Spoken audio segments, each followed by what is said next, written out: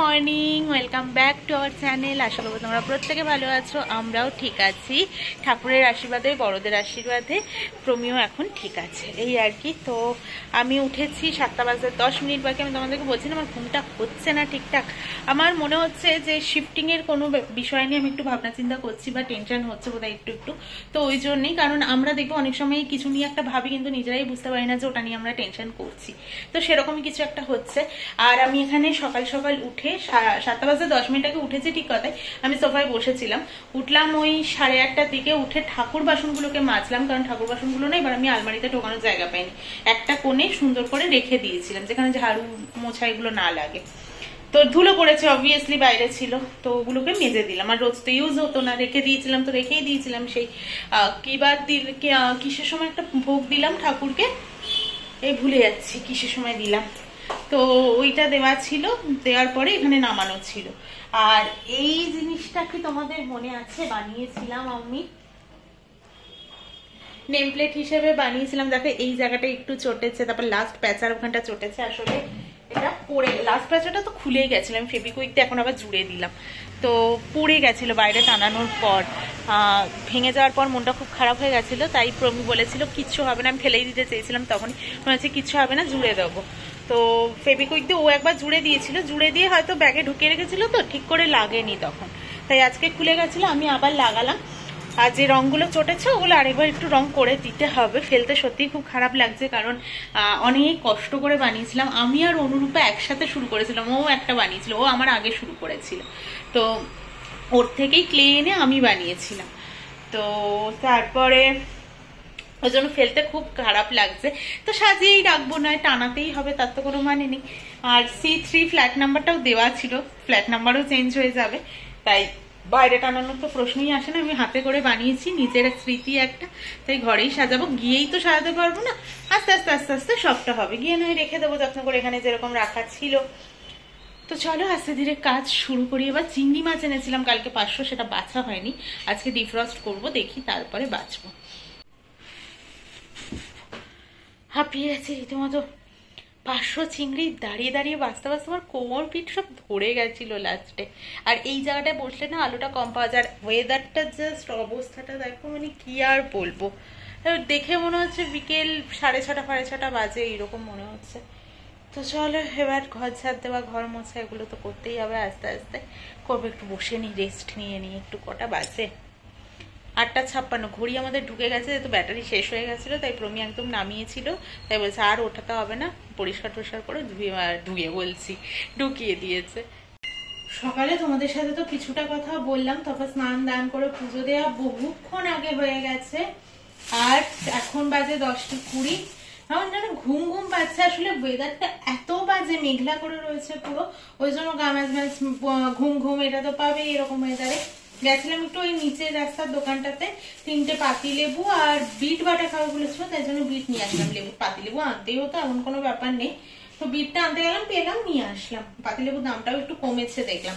মানে বাজারে গেলে ছোট লেবুগুলো অনেকগুলোই 10 টাকায় পাওয়া যায়, 6টা লেবু দেয় এরকম, 5টা দেয় 10 টাকায়, এরকম দেয়। 7টাও এনেছিলাম, ওটা ছোট ছোট সাইজ থাকে, এগুলোর একটু বড় বড় সাইজ। তো 3টে 10 টাকা নিল ওই দোকানটা। তার আগে দিয়ে এনেছিলাম আমি, 3টে 15 টাকা নিয়েছে।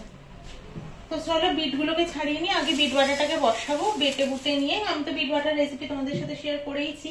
আমার মনেও থাকে না, মামুনিকে কল করে করে আমার মনে করি যে মামুনি কি যেন বলেছিলে, কিভাবে করতে হবে। আজকেও কল করতে হবে একবার। রসুন দেয়, পোস্ত দেয় না সর্ষে দেয়, এটা আমি গুলিয়ে ফেলেছি। নাকি দুটোই দেয়, সর্ষে পোস্ত। রসুন দেয়, রসুন, কাঁচা লঙ্কা, নুন, এগুলো তো আছেই, কিন্তু সর্ষে দেয় না পোস্ত দেয়, নাকি পোস্তই দেয়, আমার মনে হচ্ছে পোস্ত দেয়, না দুটোই দেয়, আমি মনে করতে পারছি না। তাই অনেকদিন বাদ করি, তো যেহেতু আমি খাই না, ও একা খাই, ও যখন বলে আমি তখনই একমাত্র করি।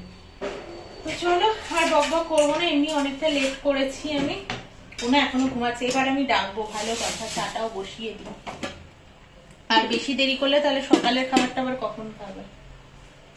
বিট বাটাটা এখানে আমার হয়ে গেছে, এই যে একদম শুকিয়ে নিতে লাগে কড়াইতে নেড়ে নেড়ে। আর এখানে পেঁয়াজ, আদা, রসুন, কাঁচা লঙ্কা ছিল না, পাকা লঙ্কা, সেটা বেটে নিয়েছি। এখানে মাংসটাকে নুন, হলুদ আর হচ্ছে দই দিয়ে মাখিয়ে রেখেছি। এখানে পেঁপে আলু ভাজতে বসিয়েছি। এখানে টমেটো, কাঁচা লঙ্কা নিয়ে রেখেছি। মাংসটা মোটামুটি আমি ভালো করে কষে নিচ্ছি, দেখো নিচে লেগে যাচ্ছে রীতিমতো। এই যে তো কালার একটুও কালার বলতে লঙ্কার গুঁড়ো একটুও দিইনি, পুরোই কাঁচা লঙ্কাতে রান্নাটা করেছি। একটু দই দিয়েছিলাম আর টমেটো দিয়েছি, আর তো আদা রসুন পেঁয়াজ তো থাকবেই। তো এইবার জল দিয়ে আমি ঢাকা দিয়ে দেবো। অনেকক্ষণ কষিয়ে নিয়েছি। এখানে তো আলু পুরো গলেই গেছে, আর পেঁপেটা নিয়ে আমার টেনশন আছে একটু, পেঁপেও গলে গেছে। তো জল দিয়ে এবার ফুটিয়ে নিই। মোটামুটি এখন চিকেনের ঝোলটা ফুটছে, প্রায় হয়েই এসেছে। আর ওরও সকালের খাবার খাওয়া হয়ে গেছে, চা দিয়েছিলাম একদম সকালে, তারপর খাবার খাওয়া হয়ে গেছে, তারপর ডাবও খাওয়া হয়ে গেছে। এখন ফোনে কি সব দেখছে, আমি ওকে বললাম যে এবার তুমি টিভিটা আজকে ঢোকানোর কথা। ও টিভিটা ঢুকিয়ে দিলে আমি টেবিলটা ফাঁকা করে টেবিলটা ভাঁজ করে ফেলবো, কারণটা হচ্ছে নাহলে না আর বক্স রাখার আমাদের জায়গা নেই, তাই জন্যে। আর দেখো সেই টেবিলটার অবস্থা, এটার মধ্যে যত আছে মোসাম্বি লেবু কিউই সব উপরে চাপিয়ে দিয়েছি। ফ্রিজে রেখে দিলে তো ঠান্ডা হয়ে থাকবে, বার করে সাথে সাথে তোকে কেটে দিতে পারবো না, তাই আর ঢোকাচ্ছি না ফ্রিজ। আর ফলগুলো বাইরে ভালোও থাকছে, ঠান্ডা ঠান্ডা ওয়েদার। তোমাদের একবার ওয়েদারটা দেখাই, পুরো মেঘলা হয়ে রয়েছে, যাচ্ছে তাই অবস্থা পুরো আকাশের। দেখো মানে কিছু কাঁচলে শোকাবেও না, অসহ্য একটা ওয়েদার। আমার এই ওয়েদারগুলো একদম ভালো লাগে না, কেমন যেন মনে হয় সারাদিন ঝিমুনি ঝিমুনি লাগছে। এখানে চালটা ধুয়ে ভিজিয়ে রেখে দিলাম, আর মাংস দুজনের জন্য দুপুরের জন্য বেড়ে নিয়েছি। এখানে তো বিট বাটাটা, আর এটা হচ্ছে রাতের মাংসটা, ব্যাস হয়ে গেছে। চলো এবার ঘরে যাই, প্রমির সাথে একটু কাজ করি, ওই টিভিও ঢোকাবে। এখন বাজে 11:58, মানে 12টা। টিভি আমাদের প্যাক হয়ে গেছে, আমরা খুবই যত্নশীল, তাই জন্য টিভি যে কাগজে এসেছে সেই কাগজ, টিভি স্ট্যান্ডগুলো যে প্লাস্টিকে এসেছিল সেই প্লাস্টিক, স্ক্রুগুলো যে ছোট প্লাস্টিকে দিয়েছিল ওই প্লাস্টিক, ওপর নিচের থার্মোকল পুরোটাই রাখা ছিল এই বক্সের ভেতরে। তো আমরা সবটাই করে ফেলেছি। এই তো এখানেই সেন্টিমিটারটা লেখা আছে গো টিভির, ইঞ্চির। এবার আমি ভেবেছি কি বলতো, একটা কভার কিনে নেব টিভির, কারণ খুব ধুলো পড়ে, পেছনটা মোছা যায় না তো। আর এই জায়গাটার এবার অবস্থাটা দেখো, এবার এটা কে গোছাবে, কান্না পাচ্ছে আমার রীতিমতো দেখে এবার। উফ, আর পর্দাটাও কেমন হয়ে রয়েছে দেখো। 12টায় বলেছিলাম যে এবার কাজে লাগবে, 1টা বাজে। দেখো এই টেবিলটাকে পুরো মুছে ঠুছে পরিষ্কার করে দিয়ে একদম এভাবে গুটিয়ে রেখে দিয়েছি, তাহলে এই স্পেসটাতে এবার বক্সগুলো রাখতে পারবো। তো চলো এবার গিয়ে একটু বসি, পা ব্যথা হয়ে গেছে রীতিমতো। 3:48 বাজে, রোদের মধ্যে বৃষ্টি হচ্ছে। এই যে কি বৃষ্টি ভগবান জানে, এক্ষুনি কমে যাবে যদিও। আমি এলাম জামা কাপড় তুলতে, ঘুম আসছে না বুঝতেই পারছো, ঘুমাইনি আমি। এখন বাজে রাত্রি 10:01, আমি বসালাম ভাত। এখন একটা বক্স ও আর আমি মিলে একটু রেডি করবো। একা না একটা বক্স রেডি করতে খুব কষ্ট হয়, একা একাই সেলুটেপ লাগানো হয়, তো ওই সময়টাতে টাইটও করা যায় না একা একা। তো একটা বক্স রেডি করে কিছু জিনিসপত্র ঢোকানোর আছে, ওগুলো ঢুকিয়ে দেবো, মানে রেডি আছে, ওগুলোকে ঢুকিয়ে দেবো আপাতত। তো আর বক্সটা রেডি করা থাকলে টুকটুক করে আমি সারা সপ্তাহ ধরে ঢুকিয়েও নিতে পারবো। তো ওই জন্য ভাতটা বসিয়ে, এখন তো কোনো কাজ নেই, একটু তো হতে টাইম লাগবে, ওইটুকু টাইমে রেডিটা করে নিই। তো চলো আজকের মতো ব্লগটা এখানেই শেষ করছি, কালকে আবারও আসবো একটা নতুন ব্লগের সাথে। আশা করি তোমাদেরকে পাশে পাবো। আজকের মতো টাটা, গুড নাইট।